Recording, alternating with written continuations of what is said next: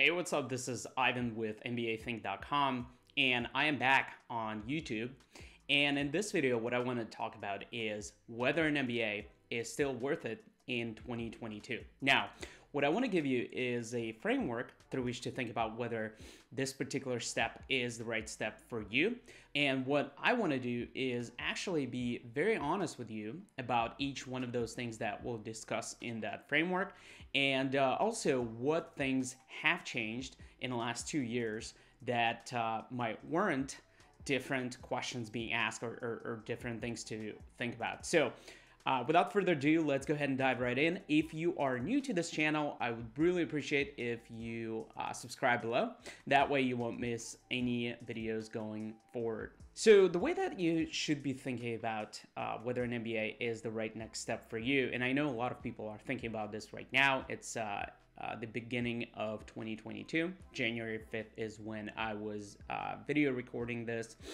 And there are really two pieces to making a decision and thinking about an MBA. One is your investment, and another one is the benefits that you will get. So let's unpack that. From the investment standpoint, what are the components of that? Well, first of all, it's the cost. And the cost of getting an MBA is different from school to school, but it is going up every single year. So I believe now it is for, let's say a top tier MBA program, it's probably around 150K for 2 years. So that's not a small investment of money. The other type of investment that you'll have to make is your time.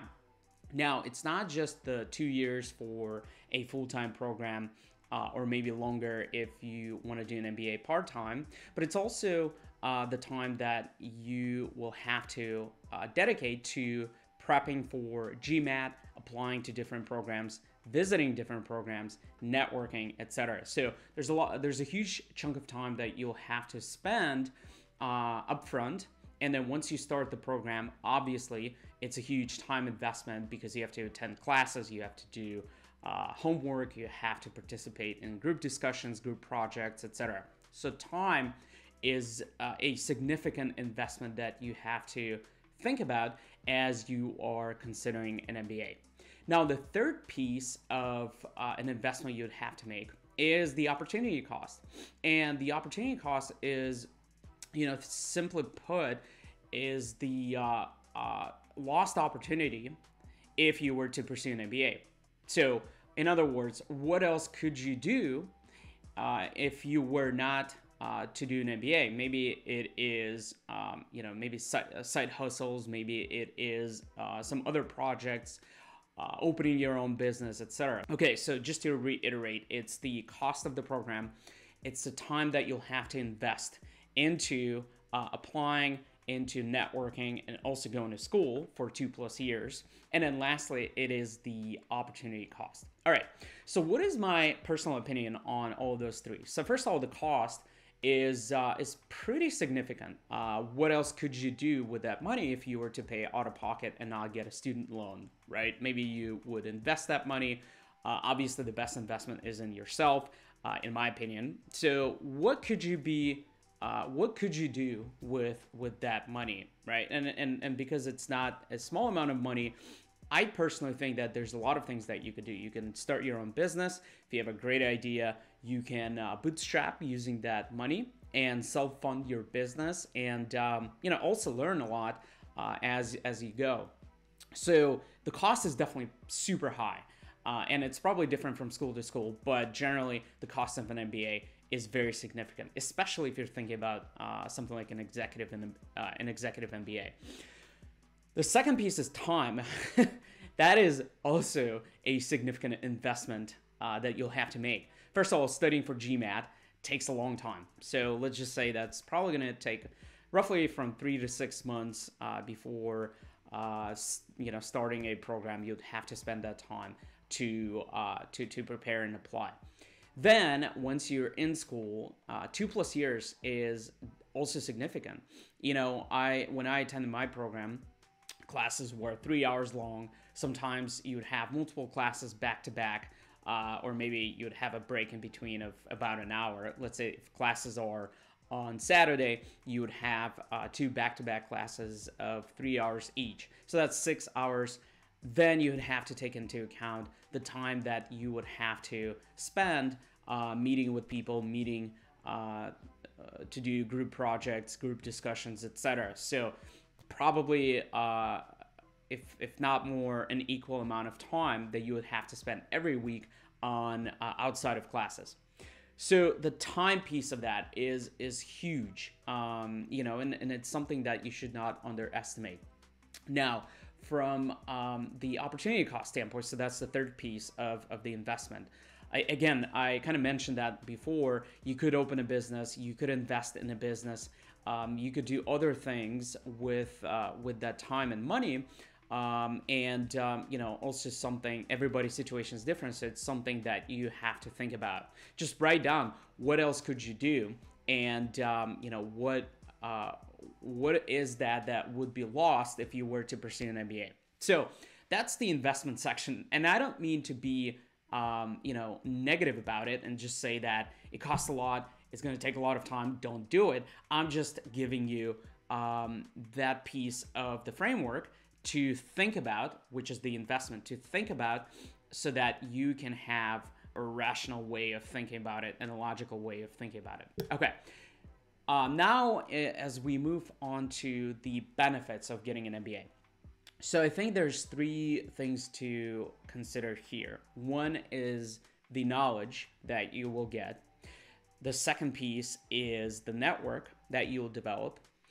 The third piece is access to jobs, or access to other opportunities. Maybe it's partnering with somebody to start a business. And then I would say the last thing is the credibility. Now, the credibility, the way I would put it is when employers see that you have attended a certain school, if it's a top tier school or just an MBA in general, that gives you, a lot of credibility already, because it takes effort to get into school. It takes effort to go through school. So the credibility is definitely there and should not be discounted. Okay, so let's go through each one of these. The first piece is your knowledge. Now, to be honest with you, with the increased access to information these days, I would say that maybe 80 to 90% of the knowledge that you would get from an MBA, you could acquire elsewhere. Now, the 10 to 20% is definitely the knowledge of the professors that put together the class content and share their experience, share their knowledge. That's something that you're not going to be able to get on your own. However, there are a lot of classes online that you, by the same professors, that you could leverage to get that knowledge from them, right? So it's not just the concepts, it's also their personal knowledge. And you have to just think about, do you want everything put together for you so that you don't have to go and find that information and find the right classes? Or are you okay defining the areas that you need to be able to learn about and then find the information online or through other means, through maybe other courses that are outside of an MBA? Okay, so that's knowledge. The second piece is your network. Now, I would say that this is one of the most important things that I have acquired by going to an MBA. And the reason is you go to happy hours, you do group projects, you develop your network, you develop acquaintances and friends that will be with you after an MBA. And to this day, I talk to a lot of people that I went to school with. They help me, I help them in terms of their career. So the network piece is definitely something that is hard to acquire elsewhere, if you're doing an MBA program on your own. Now, one of the things that I would say has changed over the last 2 years is that a lot of the programs and a lot of the teaching is remote today.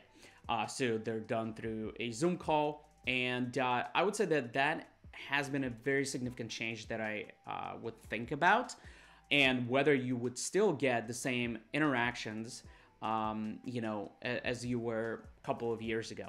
Okay, so that's the second one.